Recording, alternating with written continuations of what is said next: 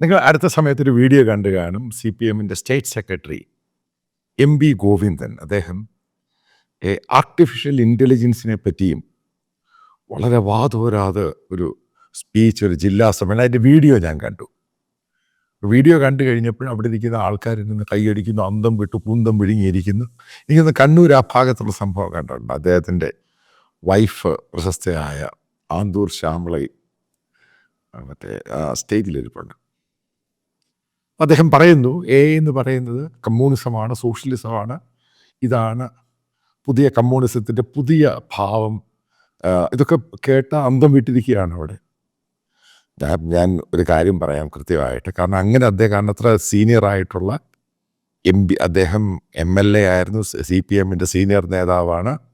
ചിലപ്പോൾ അടുത്ത പ്രാവശ്യം CPMൻ്റെ പോളിറ്റ് ബ്യൂറോയിൽ വരാൻ സാധ്യതയുണ്ട്. അപ്പോൾ ഇദ്ദേഹം പറയുമ്പോൾ അതിന് വ്യാപ്തിയുണ്ട്, ആൾക്കാരിത് കേൾക്കും, കേട്ട് കഴിഞ്ഞ് കൺഫ്യൂസ്ഡ് ആവും.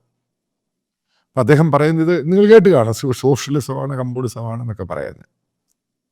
ഞാനൊരു കാര്യം പറയാം, അദ്ദേഹം പറയുന്ന പൊട്ടത്തരം. അദ്ദേഹത്തിന് ഈ സാധനത്തെ പറ്റി അറിയത്തില്ല. ഒന്ന്, AKG സെൻറ്റർ എന്ന ആരോ ആണ് ഈ സംഭവം ഫീഡ് ചെയ്തേക്കുന്നത്, അവനും ഇത് അറിയത്തില്ല. കാരണം എന്താണ് AI ഉണ്ടാക്കാൻ പോകുന്ന ഭവിഷ്യത്ത്, അത് ഗ്ലോബലായിട്ട് എല്ലാ മീഡിയയും അനലിസ്റ്റും എക്സ്പേർട്സുകളെല്ലാം വളരെ കട്ട് ത്രോട്ടായിട്ട് പറഞ്ഞ് ജോബ് കട്ടറാണ്.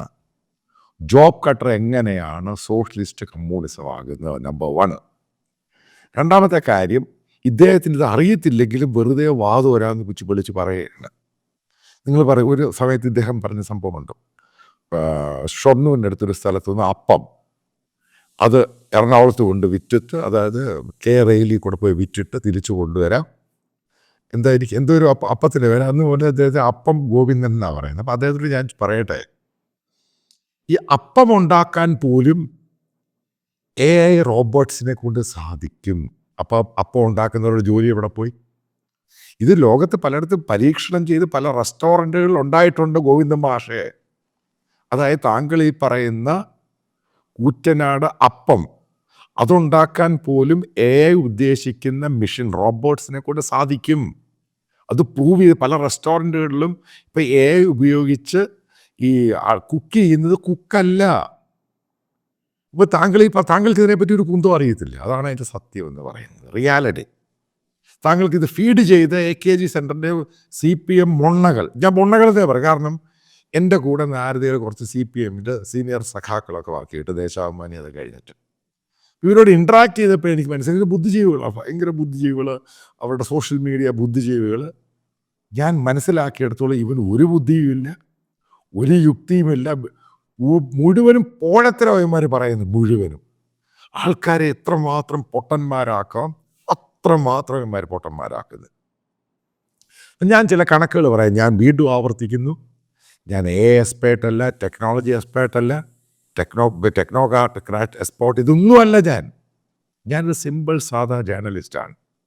പക്ഷേ AI പറ്റി പഠിച്ച് മനസ്സിലാക്കാൻ ഞാൻ പലയിടത്തും പോയി, പല വീക്കിലികളും ഈ ടാബ്ലോയിഡ് പത്രങ്ങളും ഇതിനെപ്പറ്റിയുള്ള പുസ്തകങ്ങളൊക്കെ വായിച്ചു. എന്താണ് ഈ സംഭവം, എന്താണ് ഇതുണ്ടാകാൻ പോകുന്ന ഭവിഷ്യത്ത്, എങ്ങനെയാണ് അതിനെ ബാലൻസ് ചെയ്യാൻ ലോകത്തിന് കഴിയുന്നത്. ഉറപ്പായിട്ട് ഇങ്ങനൊരു സംഭവം ഉണ്ടായിക്കഴിയുമ്പം ഇതിനെ ബാലൻസ് ചെയ്യാൻ ലോകം അതിനെ ഫേസ് ചെയ്തേ മതിയാവത്തുള്ളൂ.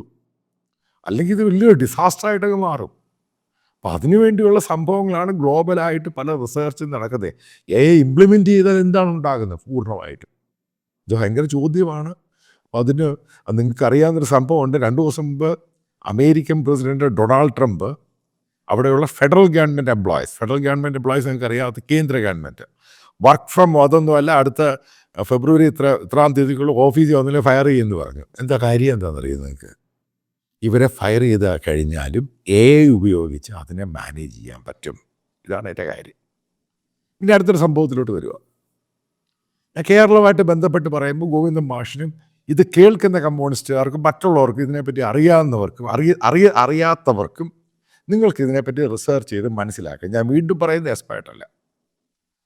ഇപ്പം കേരളത്തിലെ പുതിയ ഡാറ്റ അനുസരിച്ച് സ്റ്റേറ്റ് ഗവൺമെൻറ്റിൻ്റെ കണക്ക് 5,45,000 പേരാണ് പെർമനൻ്റ് എംപ്ലോയീസ്. അതായത് സ്റ്റേറ്റ് ഗവൺമെൻറ്റിൻ്റെ സാലറി റോള് പെർമനൻ്റായിട്ട് സാലറി വാങ്ങുന്ന ഗവൺമെൻറ് എംപ്ലോയീസ്. അതിനകത്ത് സ്കൂളിൽ പഠിപ്പിക്കുന്ന എയ്ഡഡ് സ്കൂളിലെ അധ്യാപകർ ഉൾപ്പെടെ പോലീസ് എല്ലാം ഉൾപ്പെടെയാണ് ഇത് പറയുന്നത്. 5,45,000. ഇത് കഴിഞ്ഞ 2 വർഷം മുമ്പ് ഇത്രയും ഇല്ലായിരുന്നു, കുറഞ്ഞിരുന്നു. ഏകദേശം 5.3 ലാക്സിന് അടുപ്പിച്ചേ ഉണ്ടായിരുന്നു. 3,80,000 ആയിരുന്നു. അവിടുന്ന് പിന്നെ 5.2% ഇൻക്രീസ്. അതായത് ഗവൺമെൻറ് എംപ്ലോയീസിൻ്റെ എണ്ണം കൂടി. ആ കൂടി വന്നിട്ടാണ് ഗവൺമെൻറ് റിക്രൂട്ട്മെൻറ്റ് നടത്തുക. അതിൻ്റെ പേരിലാണ് ഇത്രയും ആയത്. ഓക്കെ, ഇതിനകത്തോട്ട് AI ടൂൾ, അതായത് ആർട്ടിഫിഷ്യൽ ഇൻ്റലിജൻസ് ഇത് ഇംപ്ലിമെൻ്റ് ചെയ്താൽ, ശ്രദ്ധിച്ച് കേൾക്കുക, ഈ പറയുന്ന ഇത്രയും എംപ്ലോയീസ് ഉണ്ട്, 25% പേര് മതി. അതായത് കേരളം ഇന്ന് റൺ ചെയ്യുന്നതിനേക്കാളും എഫിഷ്യൻ്റായിട്ട് റൺ ചെയ്യാൻ, അതായത് 100% എഫിഷ്യൻസി കൂട്ടാൻ ഇതിൻ്റെ ഈ 5,45,000 നിന്നും അതിൻ്റെ 25% എംപ്ലോയീസിനെ കൊണ്ട് സംഭവം നടക്കും. ഞാൻ റഫ്ലി കാൽക്കുലേറ്റ് ചെയ്യുക. അതിൻ്റെ കാരണം എന്താ നിങ്ങൾ ചോദിക്കും. ക്ലർക്കിൻ്റെ ആവശ്യമൊന്നുമില്ല. ഈ ഓഫീസുമായിട്ട് ബന്ധപ്പെട്ട ഫയലിൻ്റെ ആ സംഭവത്തിൻ്റെ ആവശ്യമൊന്നുമില്ല. ഇതെല്ലാം AI ടൂൾസ് കൈകാര്യം ചെയ്യുക. കാരണം അവരെത്ര സാമ്പിൾ എടുക്കുന്നു? ഏകദേശം 10-20 മില്യണിൽ നിന്ന് ഈ സാമ്പിൾ എടുത്താണ് ഈ ടൂൾസ് ഉണ്ടാക്കുന്നത്. മനസ്സിലായത് സംഭവം പിടികിട്ടിയ? അതിൻ്റെ പോലീസ്, ഈ പോലീസിന് പഴയ പോലെ FIR മറ്റേ ഇങ്ങനെ എഴുതേണ്ട ആവശ്യമൊന്നുമില്ല. പോലീസ് ഫോഴ്സും, കാരണം അവർ എഴുത്തും ചാർജ് ഷീറ്റും അതിൻ്റെ എഴുത്തിൻ്റെ ആവശ്യമില്ല. അവരെന്താണ് സംഭവങ്ങൾ, എന്തൊക്കെയാണ് കേസിൻ്റെ പ്രോപ്പറായിട്ട് പ്രോംപ്റ്റ് ചെയ്ത് കഴിഞ്ഞാൽ, കാരണം പോലീസിൻ്റെ എഴുത്തും പരിപാടികളും വലിയ പ്രശ്നമാണ്. നിങ്ങൾ കണ്ടു കാണും, ചാർജ് ഷീറ്റ് എഴുതുന്നതും കേസ് എഴുതുന്നത് AI ടൂൾസിനകത്ത് ഈസി ആയിട്ട് അടിച്ചങ്ങ് കയറിപ്പോവും. ഞാനൊരു AI ലാബിൽ പോയി, വാഷിങ്ടൺ DC വെച്ച്, വെർജീനിയ ലാബിൽ പോയി, ഞാൻ വിക്ടോറിയനോട്. ഇപ്പോൾ എഡ്യൂക്കേഷനായിട്ട് ബന്ധപ്പെട്ട AIയുടെ ഒരു ലാബാണ്, ഒരു മ്യൂസിയം, പിന്നെ ലാബൊക്കെ ആയിട്ട് കയറി കണ്ടു. എങ്ങനെയാണ് AI എഡ്യൂക്കേഷൻ സെക്ടറിൽ മാറ്റുന്നത്? അതായത് നിങ്ങൾ മനസ്സിലാക്കുക, ഇപ്പോൾ ഗവൺമെൻറ് റൺ ചെയ്യുന്നൊരു സ്കൂൾ, അവിടെ ഏകദേശം 1000 സ്റ്റുഡൻസ് ഉണ്ട്, അല്ല 700 സ്റ്റുഡൻസ്. ഇപ്പോൾ 1000 സ്റ്റുഡൻസ് 700 സ്റ്റുഡൻസ് വന്ന് കഴിയുമ്പോൾ അതിന് എത്ര അധ്യാപകരുണ്ട്? മിനിമം നമ്മൾ 100 അധ്യാപകരെ എടുക്കുക. പിന്നെ മറ്റുള്ളത് മുഴുവനും മറ്റുള്ളവരെല്ലാം അതിനെ ഫെസിലിറ്റേറ്റ് ചെയ്യാനുള്ള സ്റ്റാഫുകളാണ്. അധ്യാപകർ, ഫാക്കൽറ്റി മെമ്പേഴ്സ് ഇത്ര, അതിനെ ഫെസിലിറ്റി, അതായത് അതിനെ സപ്പോർട്ടിങ് സ്റ്റാഫ് എന്നാണ് പറയുന്നത്. ഈ ലാബിൻ്റെ അസിസ്റ്റൻ്റ്, ആ അസിസ്റ്റൻ്റ്, ഈ അസിസ്റ്റൻ്റ്, അത് ഇതിലുള്ള അവരൊക്കെ ഉണ്ട്. ഇപ്പോൾ AI ടൂൾസ് ഒന്നും ഈ അസിസ്റ്റൻ്റ് ആവശ്യമില്ല കേട്ടോ. ഈ അധ്യാപകരാണെങ്കിൽ, ഈ 100 പേര് അധ്യാപകരാണെങ്കിൽ അതിനകത്ത് 20 അധ്യാപകർ മതി 1000 പേരുള്ള സ്റ്റുഡൻസിനെ സ്കൂൾ റൺ ചെയ്യാൻ പറ്റും. അപ്പോൾ ബേസിക്കലി ഗോവിന്ദൻ മാഷിനെ ആരോ പൊട്ടത്തരം പറഞ്ഞ് പുള്ളി അത് എഴുതിച്ചു. അതായത് സ്കൂളുകളിൽ ഇത്രയും സ്റ്റാഫുകളുടെ ആവശ്യമില്ല. AI ടൂൾസിൽ ഒരു സംഭവം കയറി വരുന്നു, അവർ പഠിപ്പിക്കുന്ന ഒരു ടീച്ചറിൻ്റെ രീതിയിലുള്ള അവതാർ, ടീച്ചറിനേക്കാളും അതിമനോഹരമായിട്ട് കുട്ടികളോട് ഇൻട്രാക്ട് ചെയ്യുന്നു. സംശയങ്ങൾ ചോദിച്ചാൽ പറഞ്ഞു തരും അവിടെ വെച്ച്, ഓരോന്നായിട്ട്. അതിൻ്റെ ഹോംവർക്ക് ആവശ്യമില്ല. അതായത് കുട്ടികളെ ഇൻട്രാക്ട് ചെയ്താണ് പഠിപ്പിക്കുന്നത്. അതായത് സിലബസ് മാറ്റി, അത് മാറ്റി മുഴുവനും ഫീഡറാണ്. എന്തും ഇനി അതിൽ ചേഞ്ചസ് ഉണ്ടോ അത് ഫീഡ് കൊടുക്കും. അതായത് വരാൻ പോകുന്ന സമയത്ത് ലോകത്ത് ടീച്ചേഴ്സിൻ്റെ ആവശ്യമില്ല. അതാദ്യം മനസ്സിലാക്കുക. അവിടെയാണ് പുള്ളി ആരോ പോയി വിടുവാത്തരം പറഞ്ഞ് പറ്റിച്ചത്. അല്ലെങ്കിൽ ഏതോ മരപ്പൊട്ടൻ, CPMൻ്റെ എന്തിൻ്റെ പറയുന്ന പേരെന്തുവാ, അന്തക്കമ്മി, അവൻ പോയി പുള്ളിയെ കളിപ്പിച്ചത്. ഞാൻ ഓരോ സെക്ടറിൽ എടുക്കാം, ചില സെക്ടർ എടുത്ത് വരാം. മെഡിക്കൽ സെക്ടർ, അതായത് ഹെൽത്ത് സെക്ടർ. നിങ്ങൾക്കറിയാം, ഇപ്പോൾ അവിടെ ഇപ്പോൾ പുതിയ ഞാനിത് കണ്ടതാണ് AI ലാബിൽ പോയിട്ട്. എന്താണ് പുതിയ ഇന്നോവേഷൻ എന്ന് പറയുന്നത്? ഒരു ഡ്രോപ്പ് ബ്ലഡ് ഇടുക. അതിട്ട് കഴിഞ്ഞാൽ ഒരു 3-4 മിനിറ്റ് കഴിയുമ്പോൾ എന്തൊക്കെ അസുഖമാണുള്ളത് അതിനെപ്പറ്റി ഫുൾ ഡീറ്റെയിൽ ആയിട്ട് അങ്ങ് വരിക. അപ്പോൾ ഈ പറയുന്ന ലാബുകൾ മുഴുവനും പൂട്ടിപ്പോകത്തില്ലേ? എത്ര പേർക്ക് അത് ജോലി പോകുന്നത് ആലോചിച്ചിട്ടുണ്ട്? കാരണം ഈ പറയുന്ന ലാബും ടെസ്റ്റും ഗ്രാഫും പോകുമ്പോൾ ഒന്നുമില്ല. അവിടെ ടെസ്റ്റ് ചെയ്യണം, ഇവിടെ അതൊന്നുമില്ല. ഒറ്റ സംഭവം AI ടൂൾസ് മുതലുള്ള സ്കാനിങ്, പെട്ടെന്ന് ഈ സംഭവം. ഇതൊക്കെ ഞാൻ കണ്ടതായി സംഭവം. അതുകൊണ്ടാണ് ഇത് പറയുന്നത്. ബയോപ്സി, അതിൻ്റെ ആവശ്യം ഇല്ലാതാവുക. കാരണം ചെറിയ സാധനം കൊടുക്കുക, കയറി കംപ്ലീറ്റ് ആയിട്ട് ടെസ്റ്റ് ചെയ്ത് ഇത് വരിക. ഒരു ക്യാപ്സൂളാണ് കൊടുക്കുന്നത്. ആ ക്യാപ്സൂള് പുറത്ത് വരുന്നു, അതായത് നമ്മുടെ ബലത്തിൻ്റെ ഗുണം അതെടുത്ത് ഒരു ടെസ്റ്റ് ചെയ്യുവാണ്. ഇതൊക്കെ നേരത്തെ പല രാജ്യങ്ങളും ഇസ്രായേലും അമേരിക്കയിലും ഇവിടൊക്കെ ഉപയോഗിക്കുന്നുണ്ട്. ഞാൻ നേരത്തെ പറഞ്ഞു ഒരു വീഡിയോയിൽ ഒറാക്കിൾ അവരെന്താ ഡെവലപ്പ് ചെയ്ത് ആയിട്ട് ബേസ്ഡ് ചെയ്ത്, അതായത് ഇനി അടുത്ത സംഭവം ഉണ്ടാകാൻ ശ്രദ്ധിച്ചോണം. അപ്പം അങ്ങനെ വരുമ്പോൾ ഡോക്ടേഴ്സിൻ്റെ ജോലി പോയില്ലയോ. അതായത് ഞാൻ അടുത്ത പോയിന്റിലോട്ട് കിടക്കാം. ഒരു മൾട്ടി സ്പെഷ്യാലിറ്റി ഹോസ്പിറ്റൽ, വലിയ ഹോസ്പിറ്റൽ, അവിടെ ഒരു 15ഓളം സർജൻസ് ഉണ്ട്. പല രീതിയിലുള്ള സർജൻസും അതുവരെയൊക്കെയാണ്. ഇവർ പല റിപ്പോർട്ടുകളൊക്കെ എടുത്തിട്ടാണ് ഈ സംഭവം എടുത്ത് സർജറിക്ക് പോകുന്നത്. എഗ്രീഡ്. ഞാൻ പറയുന്നത് 15-20 സർജൻസ് ഉണ്ടാവും. ഇവിടെ റൊബോട്ടിക് സർജൻ തുടങ്ങി AI വെച്ച്, അതായത് ഇപ്പം ഓർത്തോപീഡിയ, അത് നിങ്ങൾക്കറിയാം, റൊബോട്ടിക് സർജറി ഇന്ത്യയിൽ പല ആശുപത്രിയിൽ തുടങ്ങി, മറ്റുള്ള സർജറിയും തുടങ്ങി. അപ്പോൾ ഈ സർജൻസിൻ്റെ ആവശ്യമുണ്ട്. കാരണം ഇതൊരു മോണിറ്റർ ചെയ്യുന്നത് മാത്രമേ ഉള്ളൂ. ബാക്കി ഈ റൊബോട്ടാണ്, യന്ത്രമനുഷ്യനാണ് ഈ സർജറി കറക്റ്റായിട്ട്. അതിൻ്റെ ഇത് കത്രി അവിടെ എടുത്തില്ല, അതവിടെ എടുത്തില്ല, വളരെ പ്രോംപ്റ്റായിട്ട് കാര്യങ്ങളെടുത്ത് പ്രോപ്പറായിട്ടുള്ള ഇത്ര സ്റ്റിച്ചേ കാണത്തില്ല, മുഴുവൻ അവരാ ചെയ്യുന്നത്, AI ചെയ്യുന്നു. അപ്പോൾ ഈ ഡോക്ടേഴ്സിൻ്റെ ജോലി പോകത്തില്ലേ? So it's so simple.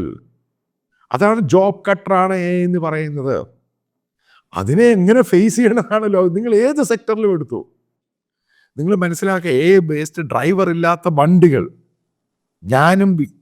ഞാൻ അരിസോണയിൽ പോയപ്പോൾ ഞാനും വിക്ടറിൻ്റെ ഇത് യാത്ര ചെയ്തു, കാറ് പാർക്ക് ചെയ്തിട്ട്, ഡ്രൈവറില്ല.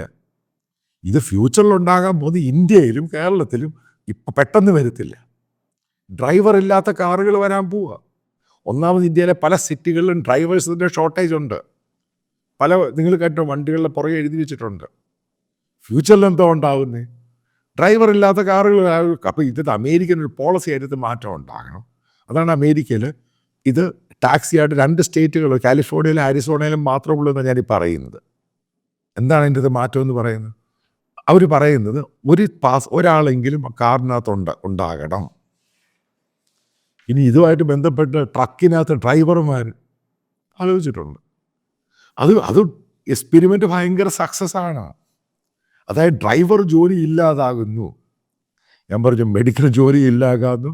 റെസ്റ്റോറൻറ്റിൽ കുക്ക് ചെയ്യാൻ അതിൻ്റെ ആവശ്യമില്ല. കാരണം ഇതാണ് ഈ കൺസ്ട്രക്ഷൻ വർക്ക്, അവിടെ ആവശ്യമുണ്ട്, അവിടെ മാൻ പവർ ആവശ്യമുണ്ട്. ഇതാണ് റിയാലിറ്റി. ഇതാണ് ലോകം ഫേസ് ചെയ്യുന്നത്. ഒരു കാര്യം പറയാം, മീഡിയയുടെ കാര്യം ഞാൻ പറയുമ്പം ഞാൻ കാരണം ഞാനൊരു ജേർണലിസ്റ്റ് ആയതുകൊണ്ട്. നിങ്ങൾ അടുത്ത സമയത്ത് വാഷിങ്ടൺ പോസ്റ്റ് എന്നത് വലിയൊരു മീഡിയ ഓർഗനൈസേഷനാണ്. അതിനകത്ത് 370 ജേർണലിസ്റ്റുകളെ പിരിച്ചുവിട്ടു. എന്താ കാര്യം? ടൂൾ അനുസരിച്ച് ഒരു റിപ്പോർട്ടർ എന്തെങ്കിലും കൊടുക്കുന്നു, അത് നിങ്ങൾ മനസ്സിലാക്കുക. ദേശാഭിമാനി ഗോവിന്ദ മാഷ് അതിൻ്റെ ശ്രദ്ധിച്ച് കേൾക്കുക, താങ്കൾക്കും CPM-കാർക്കും മനസ്സിലാക്കുക. പത്രമാണ്. ഇപ്പോൾ തിരുവനന്തപുരം എഡീഷനുണ്ട്, അതാണ് മെയിൻ എഡീഷൻ. പിന്നെ മറ്റുള്ള എഡീഷൻസ് ഉണ്ട്. അപ്പോൾ പല റിപ്പോർട്ടേഴ്സ് റിപ്പോർട്ട് കൊടുക്കുന്നു, പിന്നെ അത് സബ് എഡിറ്റ് ചെയ്യുന്നു, പിന്നെ അത് കോപ്പി എഡിറ്റ് ചെയ്യുന്നു, പിന്നെ അത് എഡിറ്റർ നോക്കുന്നു, ഡിസൈൻ ചെയ്യുന്നു, അത് ഗ്രാഫിക്സിൽ പോയി ഡിസൈൻ ചെയ്യുന്നു. റിപ്പോർട്ട് അയക്കുന്നേ ഉള്ളൂ. ഈ പറയുന്ന സബ് എഡിറ്ററും അസിസ്റ്റൻ്റ് എഡിറ്ററും കോപ്പി എഡിറ്ററും ഗ്രാഫിക്സ് എഡിറ്ററിന് ആവശ്യമില്ല. എത്ര ജോലി കട്ടായി. 150 പേരുള്ള ഒരു ദേശാഭിമാനിയുടെ യൂണിറ്റിൽ, സിമ്പിൾ വലിയ യൂണിറ്റിൽ എത്ര പേരുടെ ജോലി കട്ടായി അറിയോ ഗോവിന്ദ മാഷിന്?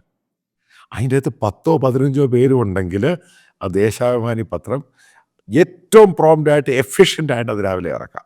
അതിൻ്റെ ഒറ്റ തെറ്റും വരുത്തില്ല. എല്ലാം AI ചെയ്യുന്നത്. കാരണം മലയാളം ലാംഗ്വേജിൻ്റെ മോഡൽ അത്രമാത്രം ഡെവലപ്ഡ് ആയിട്ടില്ല. അതുകൊണ്ട് അമേരിക്കയിലെ പല പത്രങ്ങളും, അതായത് പല മാഗസിൻസും ഈ AI ടൂൾസ് ഉപയോഗിക്കുന്നതിൻ്റെ പേരിലുള്ള ജേർണലിസ്റ്റുകളുടെ ജോലി ഇല്ലാതാവുക. ഇനിയും ഇതെടുത്ത് നോക്കുക, ടെലിവിഷൻ. ആ ടെലിവിഷൻ ചാനലിനകത്ത് നിങ്ങൾക്കറിയാം എങ്ങനെയത്, നിങ്ങൾക്കറിയാം, എത്ര പേർക്ക് അറിയാമെന്ന് എനിക്കറിയത്തില്ല. കാരണം ഞാൻ ഇവിടെയൊക്കെ വർക്ക് ചെയ്യുന്നുണ്ടോ അറിയാം. ഒരു നോർമലായിട്ട് ടെലിവിഷൻ ചാനൽ ഒരു 200, 210, 220, കാരണം നാഷണൽ ചാനലാണെങ്കിൽ ഒരു 300 പേര് കാണും. കാരണം നാഷണലി മുഴുവൻ പ്രധാനപ്പെട്ട സിറ്റികളിലൊക്കെ അവർക്ക് ബ്യൂറോ വേണം, സ്റ്റേറ്റ് വൈസ്. ഇതിനകത്ത് പിന്നെ വലിയ വലിയ സിറ്റി, ബോംബെ അങ്ങനെയുള്ള സിറ്റികളിൽ ചിലപ്പോൾ വലിയ ബ്യൂറോ ആയിരിക്കും. കാരണം അവിടെ എൻ്റർടൈൻമെൻറ്റും കൊമേഴ്ഷ്യലും ഉണ്ട്, ബിസിനസ് ഉണ്ട്, അങ്ങനെ സംഭവമുണ്ട്. അങ്ങനെ മാറി മാറിയേ ചെയ്യുന്നത്. അപ്പോൾ അവർക്കൊരു 250 സ്റ്റാഫുണ്ട്. മനസ്സിലാക്കുക, അവിടെ ഈ സാധനങ്ങൾ റിപ്പോർട്ട് ചെയ്യുന്നു, ഈ ഫുട്ടേജ് അയക്കുന്നു. ഇതിൻ്റെ സംഭവം AI ഇൻ്റഗ്രേറ്റ് ചെയ്ത് കഴിഞ്ഞാൽ ഇതനുസരിച്ച് AI എഡിറ്റ് ടൂൾസിനകത്ത് പഴയ എഡിറ്റ് ടൂൾസൊക്കെ മാറി, അത് ഒക്ടോപ്പസും ആ സംഭവമൊക്കെ മാറി. ഇതിനകത്ത് കയറി എഡിറ്റ് ചെയ്യുന്നു കറക്റ്റായിട്ട്. PCR ആൾ വേണ്ട, അതായത് പ്രൊട്ടക്ഷൻ കൺട്രോൾ യൂണിറ്റ്, അവിടെ ആൾ വേണ്ട. MCR മാസ്റ്റർ കൺട്രോൾ റൂം, അവിടെ ആൾ വേണ്ട. ഇതൊക്കെ AI വെറും 15 പേരെ കൊണ്ടൊരു ചാനൽ ഓടിക്കാൻ. ഇത് ഞാൻ കണ്ടതായത്. അവിടെയാണ് നമ്മുടെ ഗോവിന്ദൻ മാഷ്. ഞാൻ ഈ മീഡിയയുടെ കാര്യം, ഇത് എല്ലാ സെക്ടറിലും ഇതങ്ങനെ കയറി വ്യാപിക്കും. ഇത് ലോകത്തെല്ലാം വരാൻ പോവുക. ഇവിടെ ഉണ്ടാകാൻ പോകുന്ന ജോലിയില്ലാതാകും. ഇപ്പം യാഥാർത്ഥ്യം അത്. ഇത് ബേസിക്കലി ഒരു ക്യാപിറ്റലിസ്റ്റ് വേ ആണ്, മുതലാളിത്തമാണ്. അതിനെ ആരോ പറഞ്ഞ് ഈ പാവം പിടിച്ചവനെ മനസ്സിലാക്കി കൊടുത്തു ഇത് കമ്മ്യൂണിസമാണ്, സോഷ്യലിസമാണ്. അതിനകത്ത് അവിടെ ജോബ് കട്ട് ചെയ്യുന്നേ. അത് എവിടെയാണ് ജോബ് കട്ട് ചെയ്യുന്നത്? ജോബ് കട്ട് എവിടെയാണ് കമ്മ്യൂണിസത്തിൽ ചെയ്യുന്നത്? കമ്മ്യൂണിസം എല്ലാവർക്കും തൊഴിൽ വേണമല്ലോ. തൊഴിലില്ലെങ്കിൽ ജീവിക്കാൻ പറ്റത്തില്ല. ഇത്രയും പേര് തൊഴിലില്ലാതായുള്ള സ്ഥിതി ആലോചിച്ചിട്ടുണ്ട്. പക്ഷെ അതിനെ ഫേസ് ചെയ്യാനുള്ള സംഭവം ലോകത്തുണ്ടാകും. അത് ഗ്രാജുവൽ പ്രോസസ്സായിരിക്കും, പെട്ടെന്ന്. പക്ഷേ ഇപ്പോൾ ഫിനാൻഷ്യൽ മാർക്കറ്റുമായിട്ട് ബന്ധപ്പെട്ട്, സ്റ്റോക്ക് എക്സ്ചേഞ്ചുമായിട്ട് അതിനെപ്പറ്റിയാണ് ഇപ്പം ഒരു വലിയ കോൺട്രവേഴ്സി നടക്കുന്നത്. കാരണം AI ടൂൾസ് ഉപയോഗിച്ച് കഴിഞ്ഞാൽ വളരെ എക്സാക്റ്റ്. അതാണ് ഡീപ് സീക്കുമായിട്ട് ബന്ധപ്പെട്ട് അതിൻ്റെ CEO പറയുന്നത്. മനസ്സിലാക്കുക, AI എന്ന് പറയുന്നത് ജോബ് കട്ടറാണ്. ശരിക്കും ജോബ് കട്ട് ചെയ്ത് പോകും. പക്ഷേ എഫിഷ്യൻസിയും സർവീസും അതിഭയങ്കരമായിട്ട് കൂടും. ഈ പറയുന്നത് പേഴ്സണലായിട്ടുള്ള സെക്യൂരിറ്റി, പോലീസ്, അങ്ങനെയുള്ള സംഭവത്തിനകത്ത്. പക്ഷേ പോലീസിൻ്റെ ഒഫീഷ്യൽ ജോബ്, ഓഫീസിലെ ജോബ്, പേപ്പർ വർക്ക്, ഇതൊക്കെ AI ഏറ്റെടുക്കും. കോർട്ടിൽ ഇപ്പോൾ അഡ്വക്കേറ്റുമാർ ഈ വലിയ വലിയ അഫിഡവിറ്റ് ഉണ്ടാക്കത്തില്ലേ, അതിൻ്റെ ഒന്നും ആവശ്യമില്ല. AIക്കകത്ത് വെച്ച് കൊടുക്കുക. നിങ്ങൾ ടെക്സ്റ്റ് എഴുതി AIക്കകത്ത് ഇട്ട് കൊടുക്കുക. സിമ്പിളായിട്ടാണ് എഡിറ്റ് ചെയ്ത് വളരെ ബ്യൂട്ടിഫുള്ളായിട്ട് ഇത്ര വാക്കുണ്ട്, ഇത്ര സംഭവം സിമ്പിളായിട്ട് കിട്ടി. ഗുമസ്തന്മാരുടെ ജോലിയോ, കാരണം ഈ എഴുത്തും പരിപാടിയും ടൈപ്പും ഷോർട്ട് ഹാൻഡും ക്രാപ്പും ഒന്നും ഇല്ലാതാ. So simple. AI എന്ന് പറഞ്ഞ കമ്പ്യൂട്ടേഴ്സും അല്ല ക്യാപിറ്റലിസ്റ്റ്. ആ പാവം പിടിച്ച് ആരോ ഈ അപ്പം ഉണ്ടാക്കാൻ പോലും, അതാണ് ഞാൻ കൺക്ലൂഡ് ചെയ്ത പാർട്ട്, AI വെച്ചുണ്ടാക്കാം. AI റോബോട്ട്സ് വെച്ചുണ്ടാക്കാം. അതായത് കംപ്ലീറ്റ് AI എന്ന് പറഞ്ഞ സംഭവം ഈ ലോകത്തിൽ എഫിഷ്യൻസി കൂട്ടും 100%. കാരണം അത്ര കുറവായിട്ട്, കാരണം ആ രീതിയിലാണ് ഇത് വളരുന്നത്. എഫിഷ്യൻസി ഭയങ്കരമായിട്ട് കൂട്ടും. ഒരു 100%, 200% എഫിഷ്യൻസി കയറി വരും. പക്ഷേ അതിനകത്ത് ജോബ് കട്ടറുണ്ട്. അതിനെ എങ്ങനെ ഫേസ് ചെയ്യണം? അതിനെ പിന്നെ വേറെ കാര്യം, ഒരു സിമ്പിളായിട്ട് കാര്യം പറയും. ഇപ്പോൾ ഒരു ഡോക്ടർ രോഗിയെ പരിശോധിച്ചു. ഇപ്പോൾ രോഗിയെ പരിശോധിക്കുമ്പോൾ ഡോക്ടർ എഴുതുന്ന എത്ര നോർമലായിട്ട് കിട്ടുന്ന മെഡിസിന് 100 മില്ലിയോ ഇത്ര mg ഒക്കെയാണ് എഴുതുന്നത്. AI ടൂൾസിനനുസരിച്ച് ഈ ഡോക്ടർ ചെയ്ത് കഴിഞ്ഞിട്ട് ആ രോഗിക്ക് പറ്റുന്ന എന്താണ് മെഡിസിൻ, ആ മെഡിസിൻ AI മെഷീൻ അവിടെ വെച്ച് ഉണ്ടാക്കി തരുമോ ഒരു മണിക്കൂർ കഴിയുമ്പോൾ. കാരണം അത് കൂടുകയില്ല, കുറയുകയില്ല, കാരണം സൈഡ് എഫക്റ്റ് ഉണ്ടാകുന്നില്ല. കറക്റ്റായിട്ട് ആ ഒരു ലോകത്ത് ജീവിക്കുക, ആ ലോകത്തിലോട്ട് പോകുന്നൊരു ഒരു ഗ്ലോബലായിട്ട് ചിന്തിക്കുന്ന സംഭവം AIയിൽ. പാവം പിടിച്ച ഗോവിന്ദൻ മാഷിനെ ആരോ തെറ്റിദ്ധരിച്ച അപ്പത്തിൻ്റെ കാര്യം പറഞ്ഞ് കളിപ്പിച്ച പോലെ ആ മനുഷ്യൻ ഇതിനെ തിരുത്തണം. ബേസിക്കലി ആദ്യം അത് പഠിച്ച് മനസ്സിലാക്കണം എന്താണ് ഈ സംഭവം. അതിനുശേഷം അദ്ദേഹം തന്നെ തിരുത്തി ഈ സഖാക്കളെ പറഞ്ഞ് മനസ്സിലാക്കി കൊടുക്കണം. അതല്ല തെറ്റുപറ്റി ഈ പാവം പിടിച്ച സഖാക്കളെ കൈയടിച്ച് ചിരിക്കുമ്പോൾ എനിക്ക് തന്നെ ദുഃഖം തോന്നിപ്പോൾ. ഇത്രമാത്രം പൊട്ടത്തരം കാണിച്ചിട്ടാണ് അവർ ഈ കേരളത്തിൽ ഇത്രമാത്രം നശിപ്പിക്കുന്നത്. അതിനൊരു മാറ്റം ഉണ്ടാകണം. അതാണ് എനിക്ക് ഈ വീഡിയോയിൽ പറയുവാനുള്ളത്.